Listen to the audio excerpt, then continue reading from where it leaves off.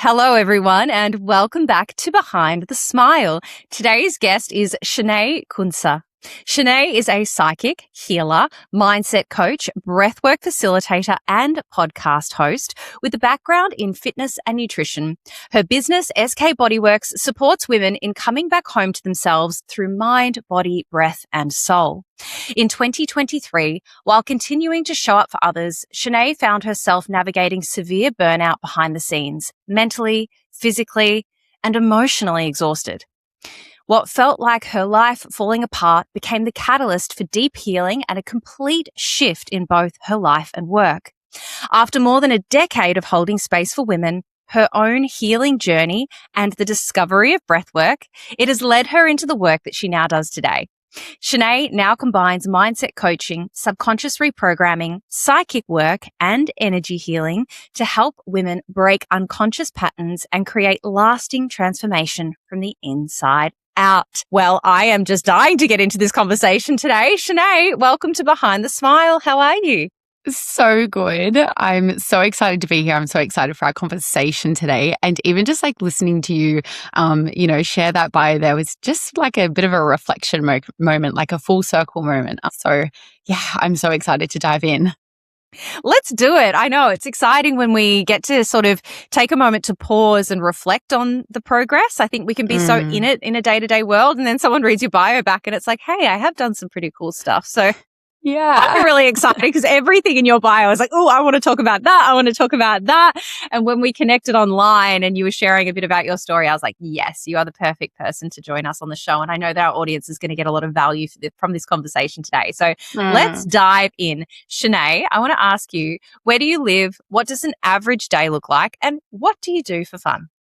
Yeah. So I'll break that up into, I guess, 3 parts. So I live in the Hawkesbury area, which is like Greater Western Sydney, obviously Australia. Average day in my life. So honestly, I feel like no 2 days are really look the same for me, which is actually something that I love about what I do. And I guess a lot of my work at the moment is online. So I work from home most of the time, kind of supporting clients through, coaching, psychic sessions, all the business owner things from like creating resources for my app to content creation and podcasting and things like that. And soon, actually, I will be expanding out more into kind of like in-person work with my breathwork offerings, which I'm really, really excited about and just feel really called to do because I feel like I'm just craving a little bit more of that like in-person kind of connection, community work. But yeah, so my days kind of usually involve like client calls, I guess, serving, communicating and supporting my clients in like WhatsApp, just like the business owner things. And I've also learned from, I guess, over the years, which I know that we'll absolutely get into today, that I cannot pour from an empty cup. So even though I guess every day looks a little bit different, I always make sure that I make time for me.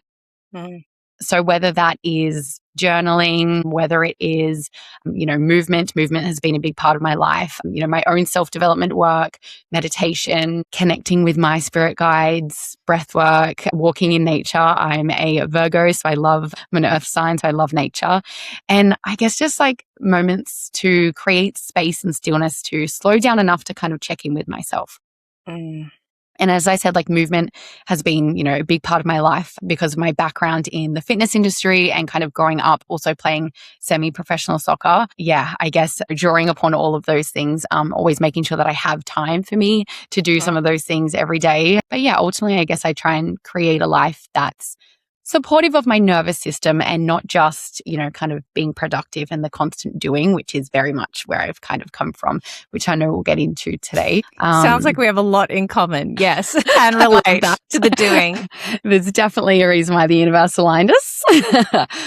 And in terms of, I guess, what I do for fun, I feel like that kind of sums it up a little bit. But I guess even like genuinely what I do for work, it doesn't feel like work. Like I enjoy what I do. And I know that you probably, feel the same as well. It's so, satisfying being able to, support women on their journeys. And, there's definitely been, I guess, seasons in the past where I overworked and burnt myself out. And that at that point, working felt very different. But now I've created much more of, I guess, balance and intention around how I live and how I work. So Yeah, I guess I also just love, like, for fun, I love having deep conversations. So I'm so excited to be here and really grateful to have this chat today. And just, yeah, personal development stuff, spirituality, I love. Learning is something that I do for fun. Even literally like watching a series on Gaia, like about, consciousness or something like that. Yeah. So a lot of the things that I do for fun, I guess, are connected to kind of growth in some way. But ultimately, I guess some of my favorite moments is just the really simple ones where I think that we're present enough to actually be in it and, where I guess my feet are and not, in the mind elsewhere, which is, something that I never used to have the ability to do. So, yeah. I love what you said just then about the energy, because you're an energy healer. So I know you really understand this space, and maybe you can talk to it a little bit more. When you're doing something that you love, and how, like, I've just come off the back of running a retreat for 4 days up on the Gold Coast. It looked amazing. Oh my goodness, Shanae, I still can't quite, I'm still landing. It was just unbelievable. Yeah. And, I had, through previous experiences, I had made sure that I took 2 days off afterwards just to integrate and really land and rest. But it was so funny. The day after, when I was back in Melbourne, I was so full of energy, and I do not feel, it was crazy. I was just so alive and so full of spirit. And I just, I didn't feel drained or depleted at all. And I really pinched myself thinking, I can't believe I get to call this work, because it doesn't feel like work. I remember working a corporate 9 to 5 and feeling so drained at the end of the week that, I couldn't, actually most days, not even the end of the week, I couldn't wait to get home to have that glass of wine at 5:30 to be able to take the edge off. And I think that's the real difference between doing something that you love, you get into a vibration and a frequency that gives you energy, versus something that depletes it. Give me your thoughts on that.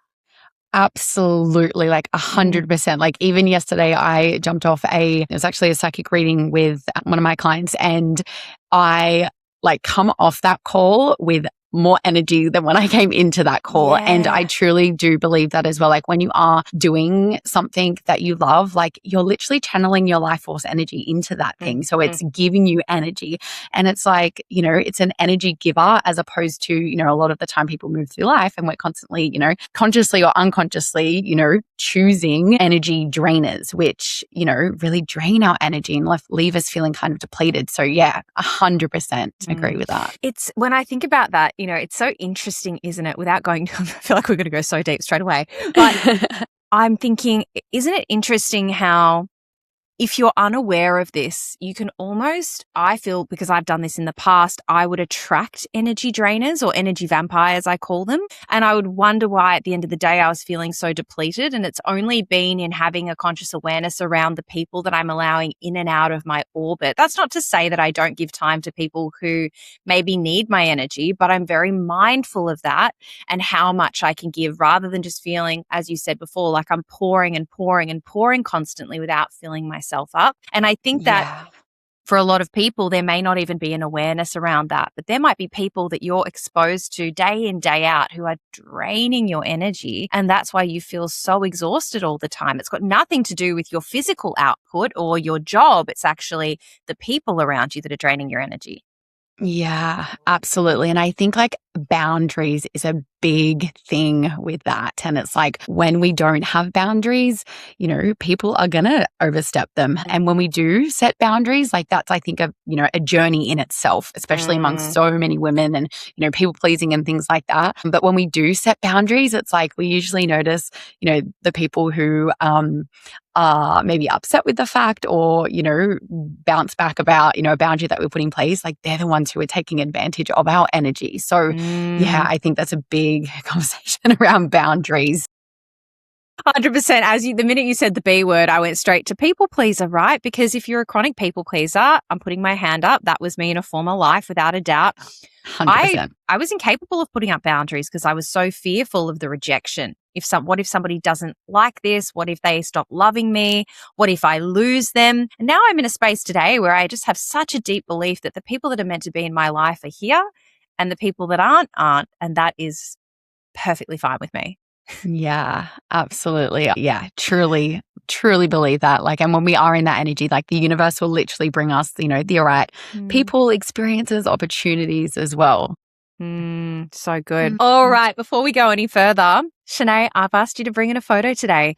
Now, this is a photo from a time in your life where you are hiding behind a smile. So you were presenting one version of yourself externally, but internally, you were really struggling. Could you please describe for our listeners the photo that I'm bringing up on the screen right now? What are we looking at here? And what was really going on for you at that time in your life? Yeah. So to explain to people who can't see the photo, this is a photo of me standing in activewear on the beach. And it was actually from my brand shoot, which is back in 2023 when I was in the fitness industry, and I am very much in need of an updated brand shoot.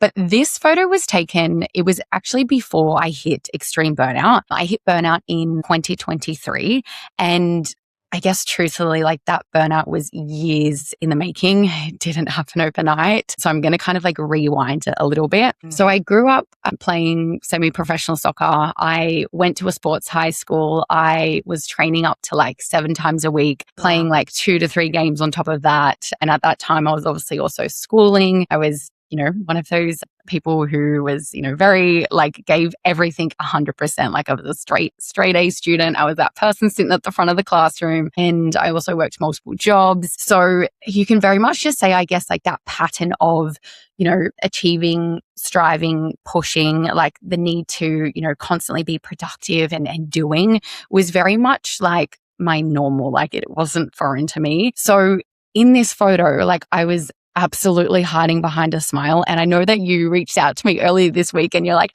hey, I'm just wanting to check in. I'm just looking over things for the podcast. Is this photo like the behind the smile photo? Because you look great. Because you look great. And so like in this photo, I am obviously smiling and, like from the outside, like, I look successful, like I'm very high functioning. I was driven, holding it all together.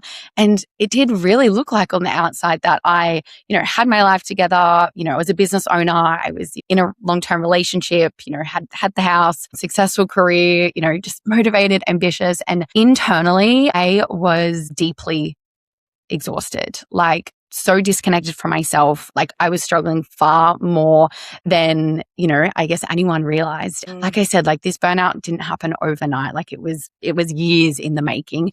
And, even at that time, like people would even say to me, like, you have the most beautiful smile. Like you're always smiling, like you're so happy. And, it was really, I guess, years of abandoning myself and overfunctioning, overgiving, and just, we're talking about the people pleasing, like just putting everyone else and everything before myself. And years of even being, the strong one and the achiever, the high performer, and just kept going, like no matter what, at the cost and expense of myself. And I was just constantly doing, achieving, proving, producing.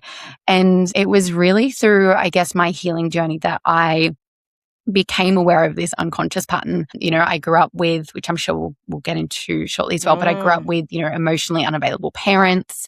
Never in my life did I or have I ever heard the words, I love you from my parents. And just this constant need to do and achieve was unconsciously, because this is never happening at a conscious level, unconsciously, this act of seeking love externally, needing to prove my worth through productivity, how much I could do, how much I could carry. And ultimately I had just completely disconnected from my own needs, from my emotions, my body. Like I was so dissociated. Like my partner would even say, like at that time of burnout, like he would literally call me a zombie because it's like I was there, but I was not really there. And at that time, I was working as a personal trainer, a nutrition and like weight loss coach. So I was starting work at like 5 a.m. in the morning and working massive days, sometimes, especially in the lead up to when I hit extreme burnout, which I'll get to that breaking point in a minute. I was working like 14 to 16 hour days and just constantly supporting other people while neglecting and abandoning myself, really.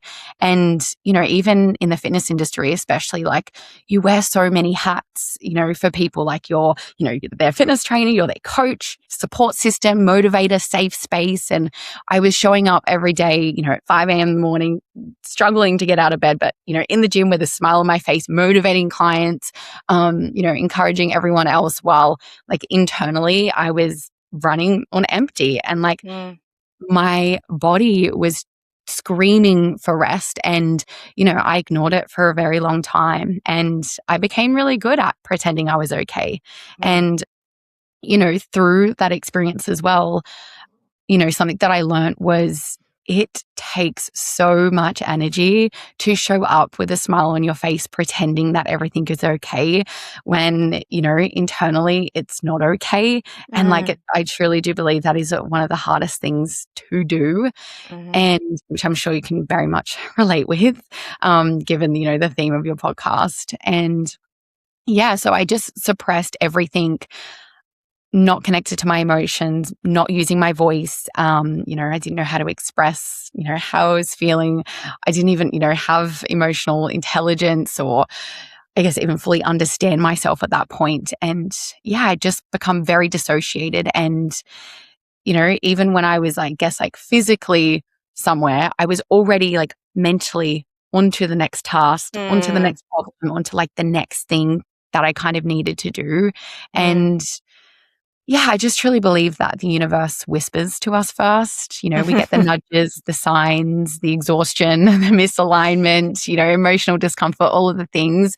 But when we constantly and continuously, ignore those whispers, eventually it becomes something that you simply cannot ignore.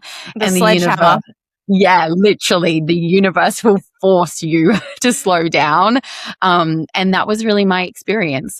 There was also some other personal and kind of other stresses happening at the same time. So everything just compounded, and, financial stress, pressure, the pressure and expectations also that I would place on myself, which would almost be debilitating at times. Just, all of everything else stacked on top with the overworking, emotional suppression, just nervous system overload. And yeah, eventually my body just basically forced me to stop. I got to a point where I literally couldn't keep going. And that's coming from someone who would go push through anything and everything. And I got to the point where I was, mentally, physically, and emotionally exhausted, and essentially on the verge of collapsing. And yeah, eventually bedridden for weeks. And it just got to a point where I could not get out of bed. I didn't even have the energy to get up and walk to another room in the house. And even amongst this, I was still trying to force myself to work, falling asleep, sitting at my desk, because my, I guess, identity was so tied to productivity, to doing, to achieving. And I just spent so long pushing through everything that I didn't know how to rest without guilt. And most people around me had no idea that I was struggling. My family didn't know, most of my friends didn't know, my clients had no idea.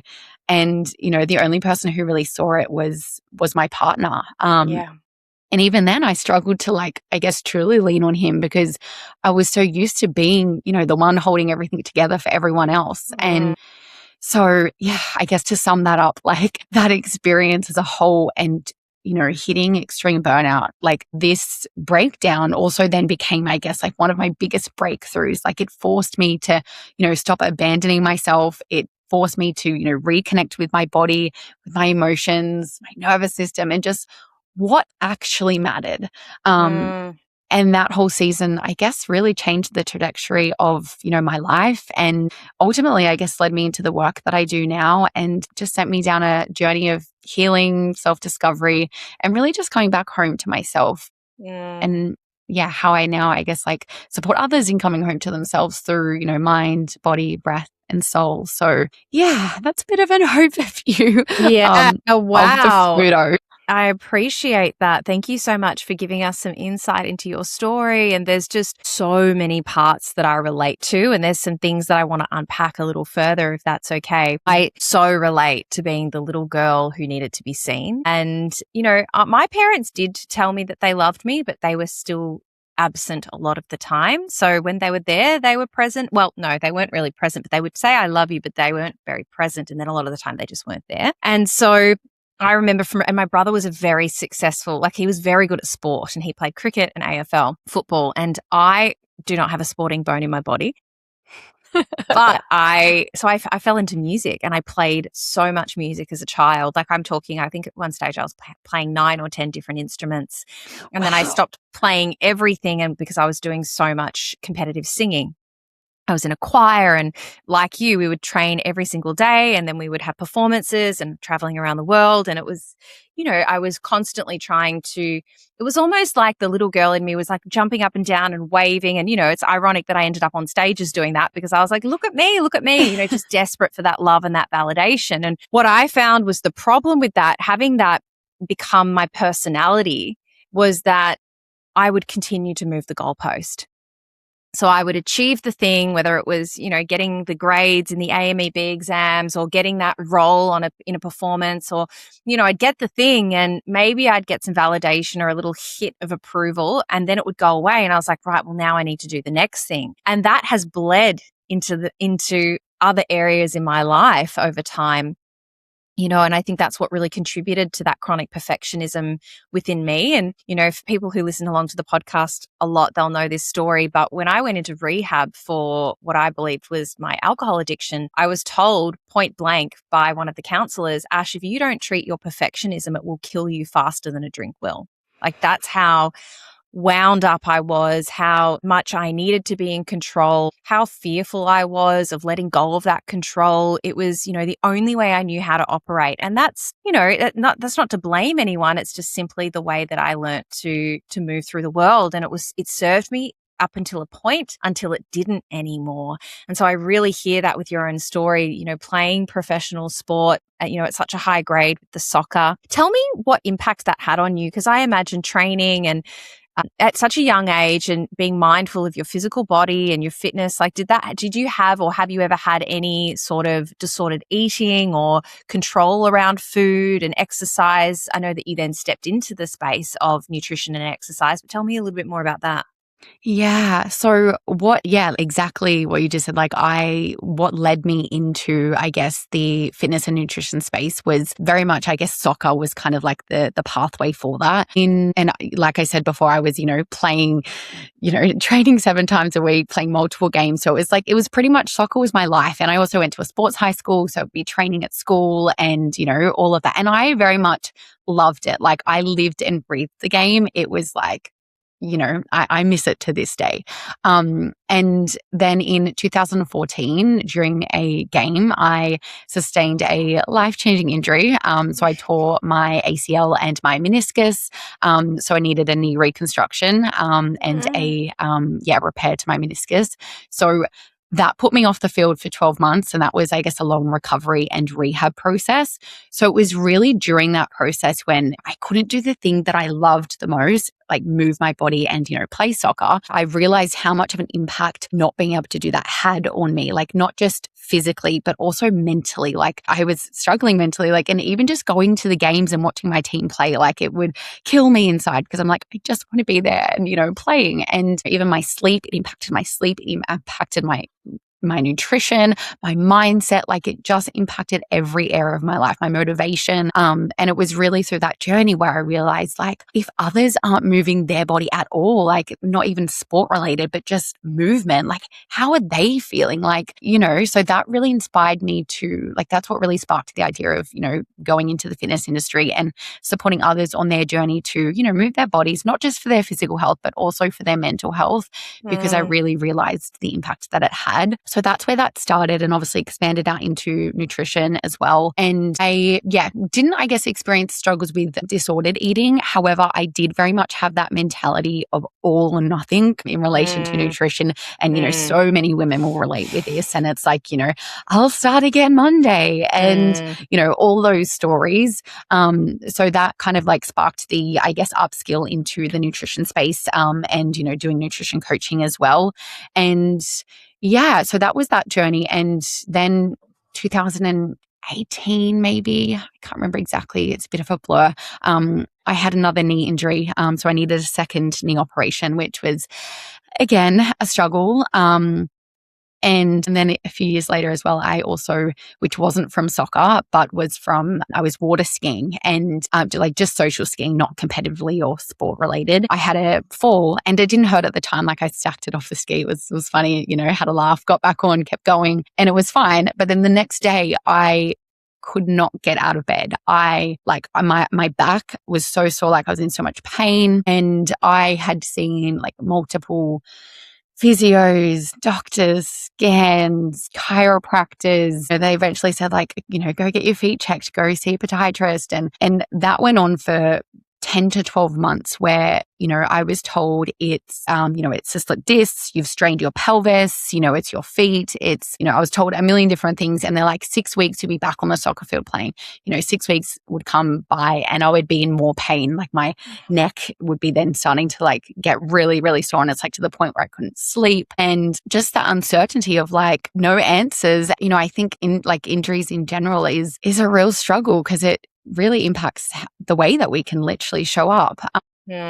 So yeah, I guess kind of those injuries kind of combined. And then, the work that I was doing in the fitness and nutrition space came to a point where I was like, I have to make a choice. And women's sport at that point was not, we were not getting paid the amount to make a living off it. So I had to make a choice of, do I leave it? And it also was like, my body, I was putting my body on the line. Like, I'm 30 this year, but I think I retired from soccer at 23, 24. And yeah, so that was kind of that journey, I guess. Yeah.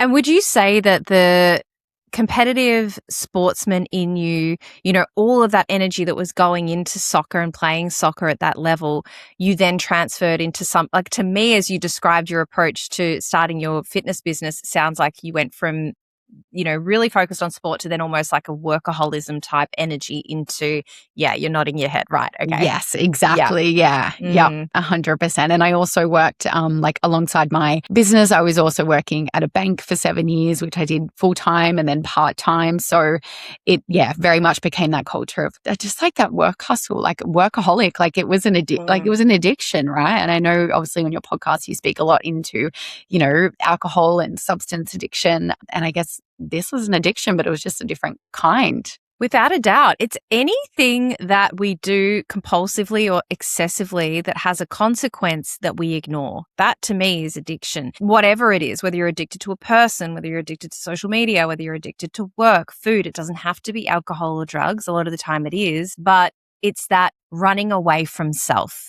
It's, I need to do something because sitting here in my skin, in my body, in stillness feels fucking terrifying or overwhelming or so uncomfortable that it feels like my skin is turned inside out and you're pouring acid on me. Like that's the kind of feeling I used to have. And I was like, I cannot be in my own body. I've got to get out of this. And it sounds like, to some degree, that was a similar experience for you. And you had that outlet with the sport, but when that was taken away, it was like, okay, what's next? Okay, now I'll do work. And then you got to extreme burnout and exhaustion, and then that was taken away. So tell me what then happened next. Yeah. So that's, like I said before, like that breakdown, hitting that rock bottom, that, challenging time of life when I was bedridden for weeks, like it became a doorway to, it was a moment of like, I can't keep living like this. Like it just felt like I was going through a tunnel and there was just no fucking light at the end of the tunnel. And that just felt like it went on for, such a period of time. And in terms of, so that really became the doorway. And I realized, I can't keep living like this. I can't keep doing this to myself. Like, being at rock bottom, like it's not a nice feeling. And I was like, if it was just became a moment of like, if I don't change, nothing is going to change. So that's really where I guess the healing journey began. I hired and worked with a burnout coach at that time, and we're doing a lot of like mindset work, which I guess really prompted me to literally then go into that space because, a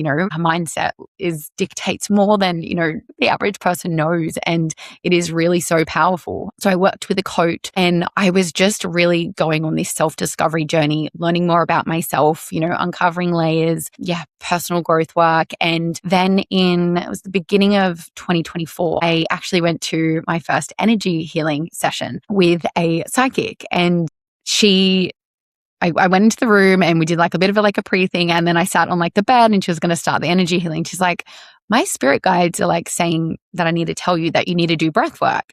And I'm like, I've been feeling really called to breath work and I don't know why. Like, I don't know anything about it. I don't know anyone that does it. I've just been seeing it everywhere and I just feel like something within me is like, you need to do this. So I was like, okay, that's weird that she bring that up. And then I had another session with her and it came through again. And I was like, okay, I need to take the action now. So I, went out and found a local breathwork practitioner and did my first session. And honestly, I don't think words can comprehend like just how profound the experience really was. Yep. And you'll know exactly what I'm talking about. And even anyone listening that's, experienced breathwork, it was just like, holy shit, what happened? Like I walked out of that room, I was like, and honestly, I walked out of that room with more peace and in my physical body than I ever had before. And I was just like, holy moly, like there's a reason why.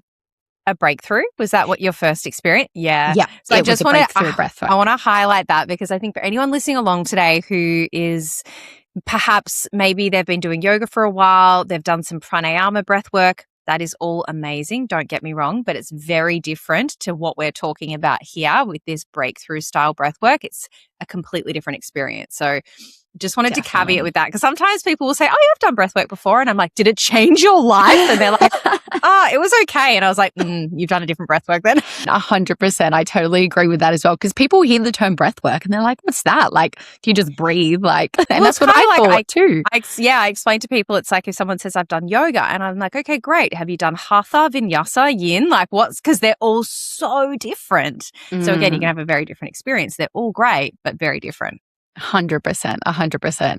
So I just walked out of that room and was just so in my body, present, just felt this level of peace that I hadn't experienced, I don't think ever in my life. And I was like, there's a reason why I was guided here. And like, it just felt so, divine. And then literally like the next day, I just stumbled into a like crystal shop and I bought like my first ever like oracle card deck.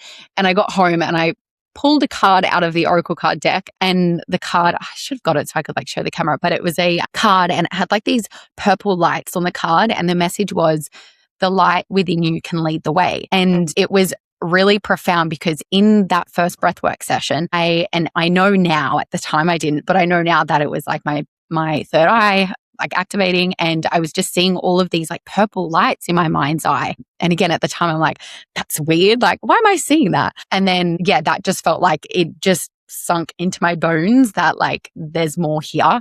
So I guess I kept going on that journey of, I did some more one-on-one sessions, and then group sessions. And that was really just alongside, the other work that I was doing on myself. And that really just then awakened, I guess, my psychic abilities came online. I was having visions. Sorry, were you going to say something there? Well, I was going to ask that question. So in terms of the timeline, is this when the psychic ability came online for you? Yes. Yep. So it was after that first breathwork experience kind of like kicked it off. And then it was a journey kind of from there. It slowly started happening more where I was having visions. I was just starting to know things without even knowing how. Like I would, jump on a call with a client and it's like before they even get on the call, like I just knew how they were feeling and like could also feel like what they were not saying, like what was kind of beneath the surface. And like very vivid dreams, like deja vu moments, which is like so weird to even describe. Past loved ones like coming through in dreams. And it was just, and then I was like reading all of the books, like listening to so many podcasts, like I just fell into spirituality, like this whole rabbit hole of it just like gave me energy, like it gave me so much energy. So that really led to, I guess, the work that I do. And it was actually it was last year. I was closing the door on the gym, because I'd been in the fitness industry for that point at 9.5, almost 10 years. And I just felt like my soul was just calling me deeper. And I decided like something within me, like my intuition was just like, no, we need to close that chapter. I still very much enjoyed it. And it's always, something that'll be a very integral part of, a foundation of my work, because movement, I truly believe, is medicine. And it was the week that I shut that door of the gym and, had told the gym owner that I was stepping away. And 2 days later, I had another door open, which was unexpected. And I really just truly believe that it was the universe, realigning me when I showed and when I created space for it to land. And I was actually working with a shadow work coach at the time. And she was also a psychic development teacher. And she was closing down her psychic traineeship, which is like a triple certification program. And she was closing it down. She was giving away like partial scholarships. And I ended up winning one of the partial scholarships. Wow. And then it literally happened so quickly. I started like the next week and I truly just believe it was meant to be. Oh, without a doubt. Yeah, yeah. So it was very much like, it's like the way that I like to explain it is like when we, say yes to something, if internally it's a no, it's like we're always saying no to something else. And it's like until we Mm. create space and show the universe what we're going to show up for, like if there's no runway, it's like the plane can't land. So yeah, and truly just feel like this work is such alignment. Like I know that it was, what I'm supposed to do in this lifetime. Oh, I love this whole idea of letting go of something to create space for something new to step in. And this again, it was a theme that came up on the retreat recently. I feel like I'm constantly speaking with clients around this because of my own personal story.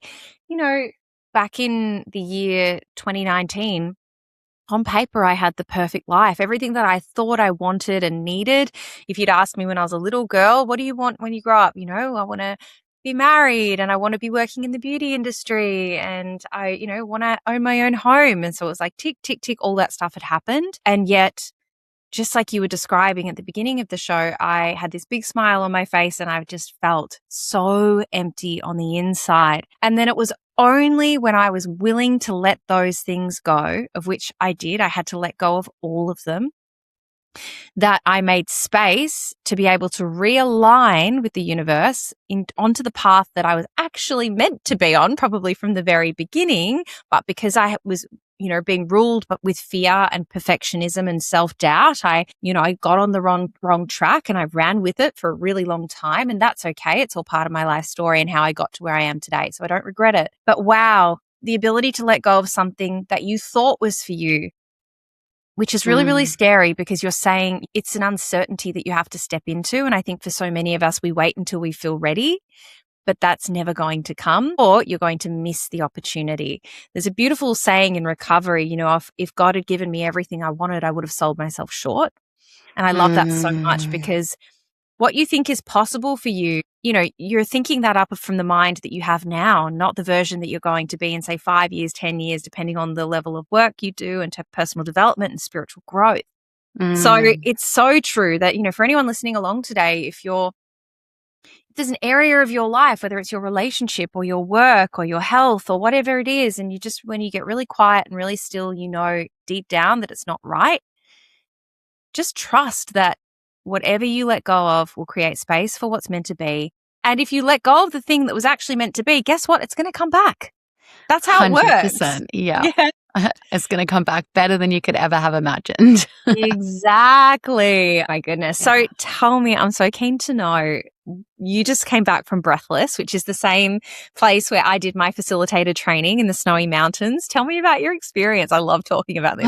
Oh my God. It was, as you know, having experienced it, it was incredible. Like over the, 4 days of the immersion, I had went just last month in April. And so that had been about 2 years of, since I first found breathwork and kind of doing it on my own journey before I, decided to really step into it. And over those 4 days, I just experienced the breath in ways I never have before, like deeper than I had before. And it just, I guess, even more deeply deepened my trust in this work. And it was just such a profound experience. Like my heart cracked open, things moved that I did not realize that I was even carrying. And through the breath, I just feel like I accessed something so much deeper than words, could even describe and explain. And I don't think, the experience as a whole could ever be fully articulated in words because it was just incredible. And I went into that weekend with 3 intentions. And, that was to open my heart, to release, and to use the breath as a portal to then bring this work home. And I can only say that those 3 intentions were met among so many more, just so incredible. It's the only words that I have to describe it.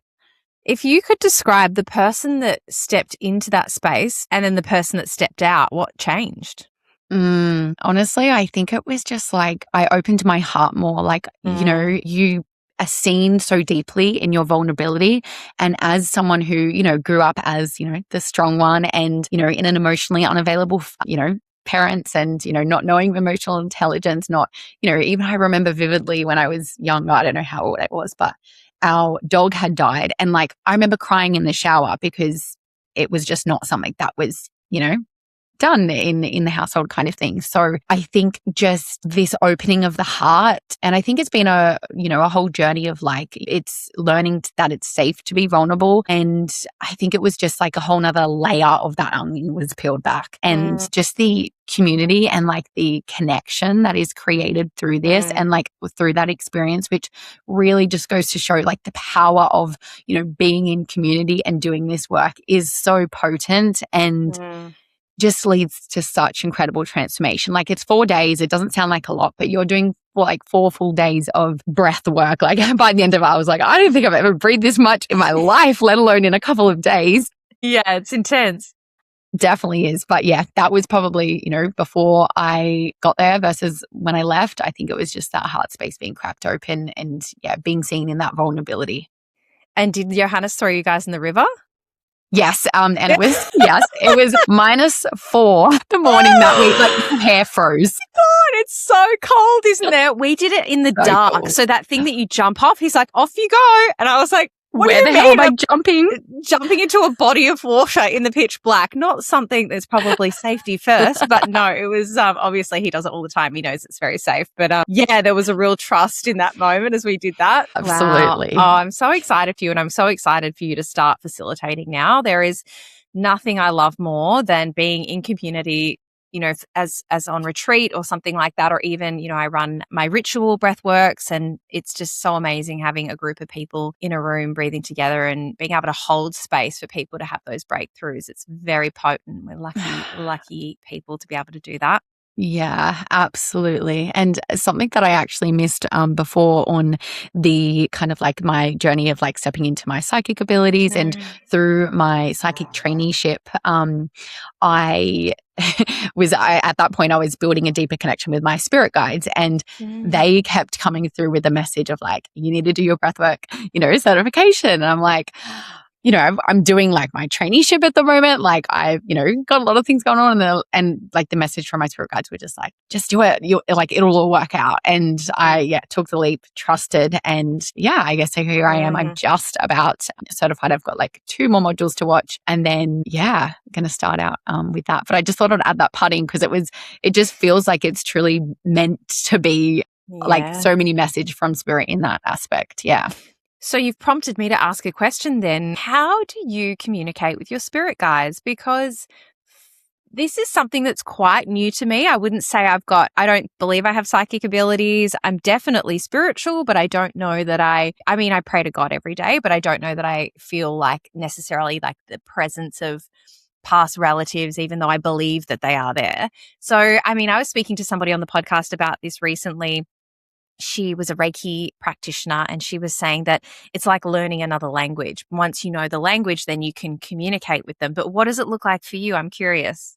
Yeah, and I see how she kind of describes that as well. And not all psychics will work with spirit guides, but essentially, in a nutshell, everyone has the ability to be psychic. Like, you have the ability to be psychic. Essentially, what it is like intuition.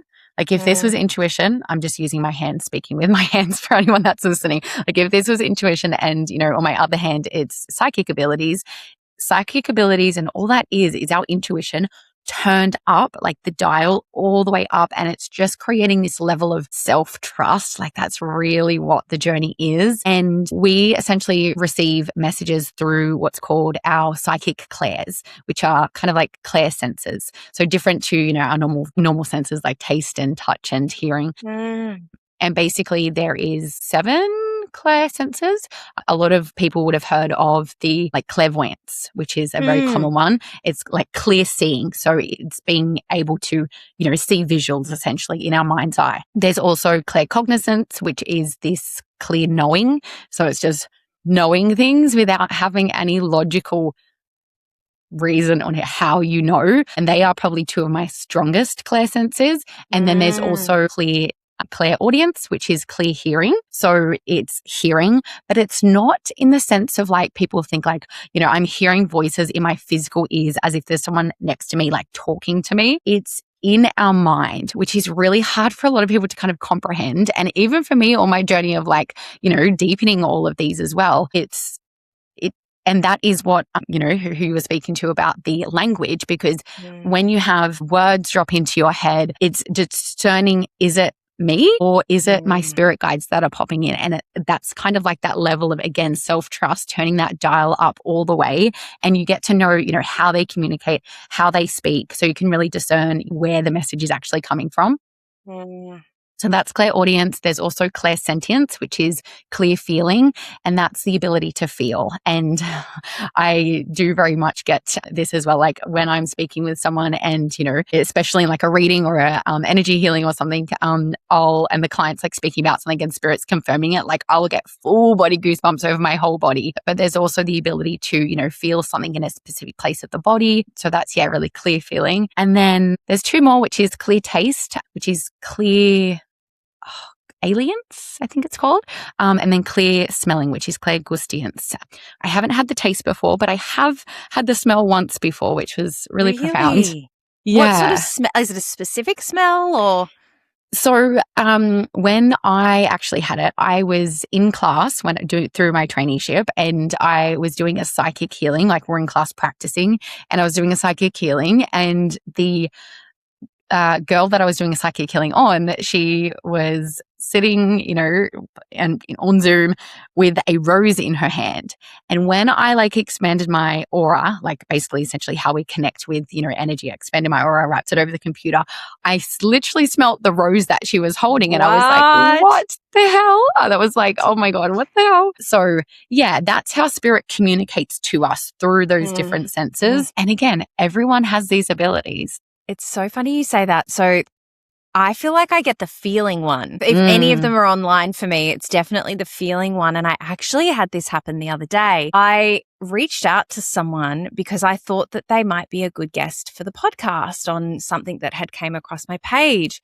And then we started a conversation, and I can't describe it. The feeling in my body was like constricted and tight. I'm getting goosebumps all over my body. Yeah. And it was like, like, do not platform this person, do not put them on the show. Like I felt unsafe. Like it's really, and this is like, this person didn't do anything wrong. Like they were just communicating back to me, but I had alarm bells going off like crazy. And I was like, wow, it doesn't really, like, I haven't had it come through that strong about, like sometimes I'm like, oh, I'm not really sure, but no, this was just like a clear no. I was like, whoa, okay.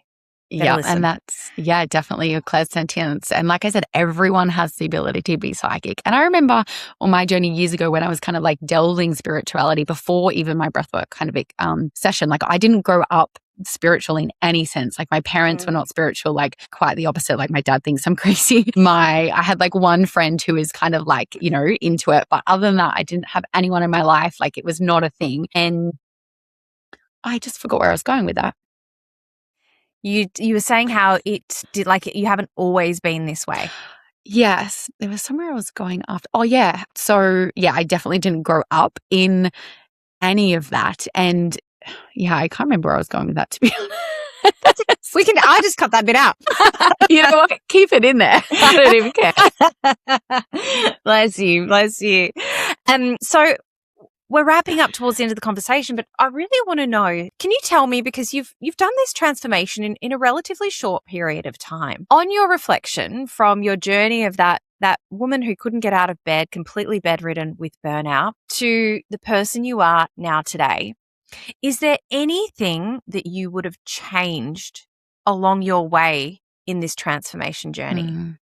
No, not a thing. Not a thing, I guess, leading up to before the transformation journey, because like you kind of said, I truly believe that everything is always leading us to where we're supposed to go, even the challenges and, the bumps along the way, because it's always an opportunity for growth, and it's, it's always showing us something. And I truly believe it happens on purpose to lead us to our purpose. Even if for people that are listening, it's like, I don't know what my purpose is. Like your purpose could just be having more joy, more happiness, like waking up each day with energy. Like that is also a purpose. So I wouldn't change any of the experience that I've ever had, even as, challenging as especially burnout was, it's all led me to where I am. And, it's also helped me, I guess, step into a, version of myself more connected to myself. And I was actually listening to one of your recent podcast episodes. I can't remember who it was with. And your guest was speaking about, I think it was in relation to sickness. And it was like every sickness is actually homesickness because